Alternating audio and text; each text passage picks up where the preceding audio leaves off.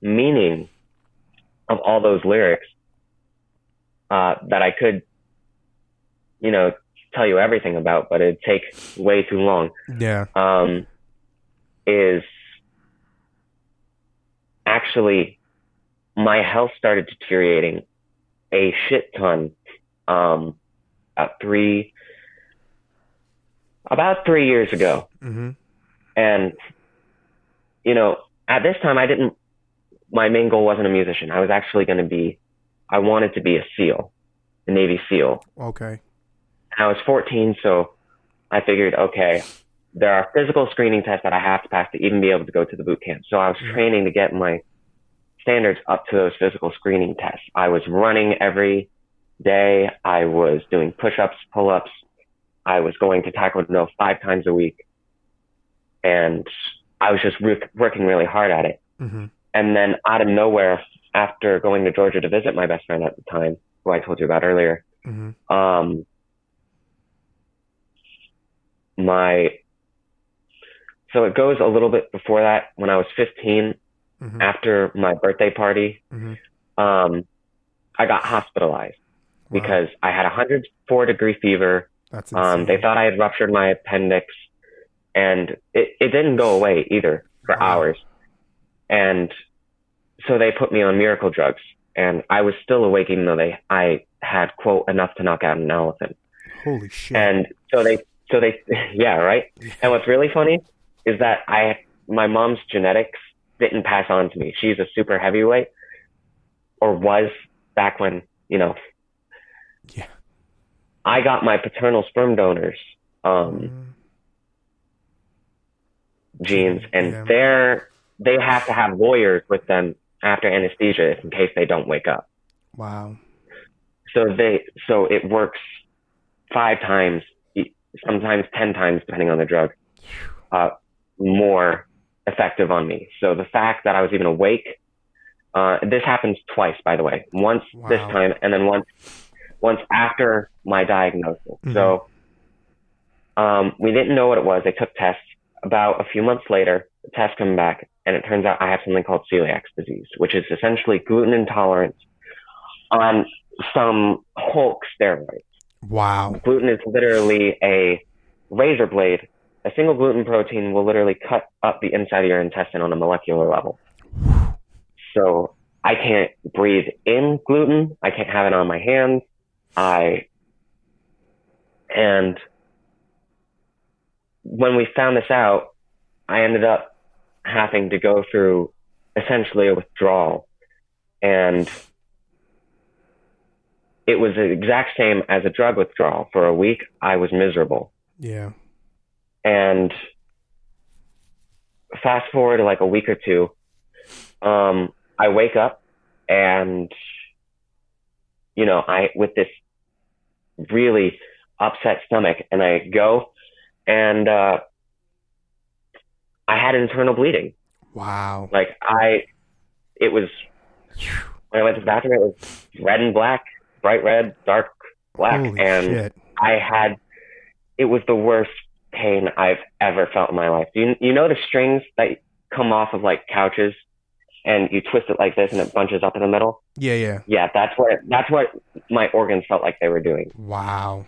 That's insane. And my mother, she's like, we're not going to the hospital unless it's broken. Exactly. Yes, yes, yes. She immediately was like, do you want to go to the hospital? Yeah, yeah. And at first I was like, no. No. And then the pain kept coming in waves for the better part of an hour. And I'm like, okay, we can go to the hospital. Yeah, because the hospital's scary. I had been in there for a long time already, and now I was going in there again. And this time I was on miracle drugs, and I had an IV. I had 2 different IVs, I believe. I had blankets, and all this stuff. And that second meaning of the song, it's the fear of being in a hospital. The first line, I love it when you drown me, when your needles piercing my skin, is a reference to the painkillers I was given via IV. Wow. That's That's so deep, man. I'm blown away by how deep we just got into that conversation, man. And I'm so sorry you had to go through that. But once again, it is these things that happen in our life that provide so much material for some of the pain and hurt that we feel, whether it's you're dealing with health issues or you're dealing with emotional issues, like you were saying about your friend and then being rejected in a way. And you're bringing that all in this one song, which is amazing because, like I said, to be honest with you, when I first heard this and you told me you produced this yourself, I'm not gonna lie, my mind was like, okay, this is gonna be probably not that great. And then I heard it. I mean, I'm just being honest, you know. But then I heard it. That's what you think of. You're like, yeah, no, this is gonna be rough. But to hear the artistry in it and understand the concept, even before we had this conversation right now, where you're telling me about what the song is about, I saw your talent shine through vocally, musically, and I like I said, if you know, anybody who's listening to this podcast right now, you should definitely go check out his song Wake. He's using the studio project name of Valor, so definitely go check that out. But man, just to hear this story, it makes so much sense. It's like watching a Christopher Nolan movie, and then you get all his little pieces and little hints that he threw in there, and you're just like, oh man, I totally get it now, you know? Yeah. That's crazy. You know, if ever you want to go really in depth and know what every single line means, yeah. I purposely put meaning into every single line. I didn't want anything to be left out. Mm-hmm. And actually, I said there were multiple meanings. There's actually a third one that I'm not going to get into because it's very painful, but essentially toxic and borderline abusive relationships. Yeah. Let's just leave it at that. Yeah, man. And because I wasn't, obviously, in a relationship, no two people are perfect. I made my mistakes. That's completely fine. Yeah. But to put it into context, my friends who, you know, are very peaceful people, mm-hmm. they don't like dissing on anyone. They all did not care for the way my ex had been treating me at that point. Mm-hmm. And it happens. It happens, man. We won't talk too much about it, man. I completely understand where you're coming from. I've been there myself. Nobody's perfect, you know what I'm saying? The only thing you can do is learn from that type of situation and progress forward as a human being, and making sure that at the end of the day, you're still a good person, you're still yourself, and you're still about becoming better as a person. Because I mean, it is one of the most extremely difficult things. You know, I just recently got married, so going from never having been married in a relationship and then to being married, it's a completely different thing. A lot of people are like, oh well, you know, marriage changes everything. Yes, it does in some aspects, but at the heart and core of it is making sure that you know, bring yourself, your family together, and through no matter what the situation is, you guys work through it, you make it better, and you progress forward and make yourselves better as people. You know, it's a hard thing to do. Yeah, it's funny you say that, because actually, if you heard it here, folks, the name of the album is going to be Becoming. Oh, wow. Yeah, I like that title, man. It definitely could fit for your music too, man, because it definitely see that you are going to become something good. Give yourself a few years, man. Work at it. Work really hard at it, Colin. I'm telling you right now, like I said, my friend Brandon is probably one of the biggest examples I'll ever cite. The kid started off the way he did and has just turned into what I think probably one of the better producers. And then he's surrounded himself with other producers and stuff like that. And you know what? Just because of that, I want to put you in contact with him, and maybe you can get some questions from him. He's very knowledgeable, man. If anything, you get a relationship with someone else who does exactly the same thing, and, you know, with the goal in mind of being a better producer for yourself, you know? Right. Yeah, no, of course. And you actually, beforehand, you mentioned that we would talk about why I made this song. Yeah. And that's a very interesting why, because for a while I didn't know why I made music. I just did because it felt right. And I don't like having no reasons for doing stuff. I don't like that. I need to have a reason to do something. So my reason, it's plain and simple. I want to help people, and music is the most recognized language in existence. You can go up to anyone. You can play a minor, diminished, a song that has a lot of minors and diminishes in it, and then resolves very lightheartedly, and they will instantly understand how that is supposed to feel. Mm-hmm. Minor, sad, angry, depending on how you use it. Diminished, tension, stress, whatever. And then release, that can be whatever they interpret it to be.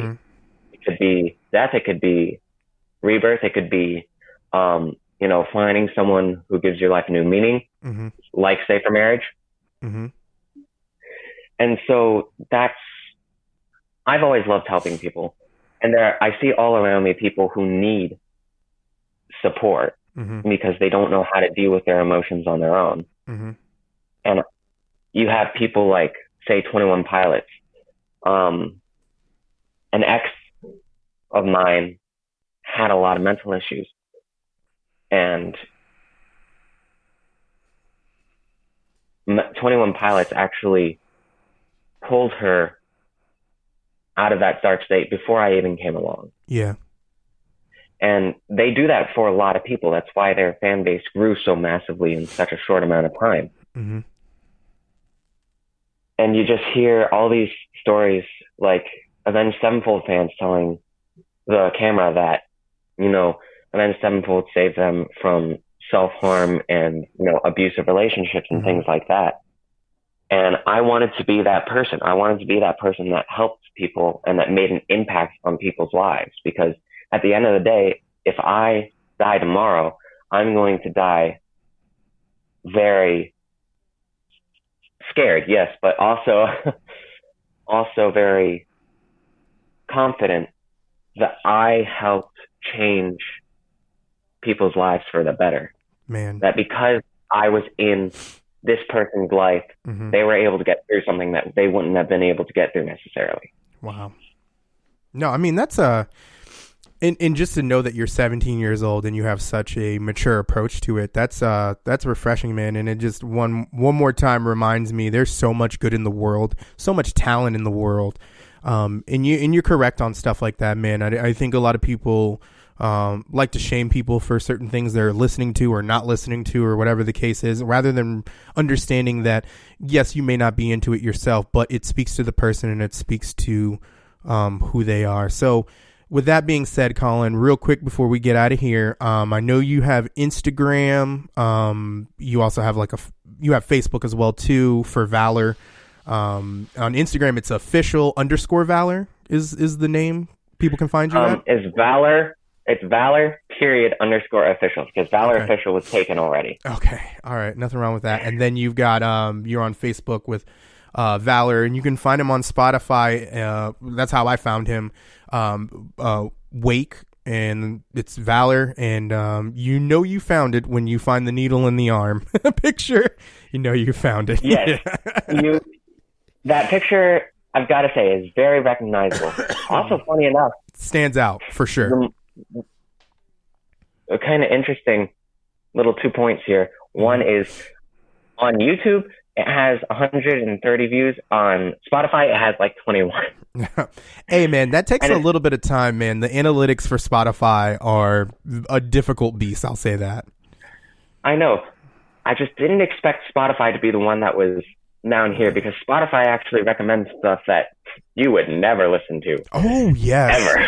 Oh, yes. I think I have a show. You listen back a couple shows. I think it's episode 8 or 7, where I talk about some interesting things I found about Spotify. But anyways, man, Colin, I want to say thank you, man, for telling such an emotional story. I did not expect this episode to go the way that it did, but I appreciate it, man. And guys, if you are wanting to support an artist who is only 17 years old, writing, producing, coming up with his own concepts and interesting things in an artistic manner while giving you emotional music, man, please check him out. Valor, the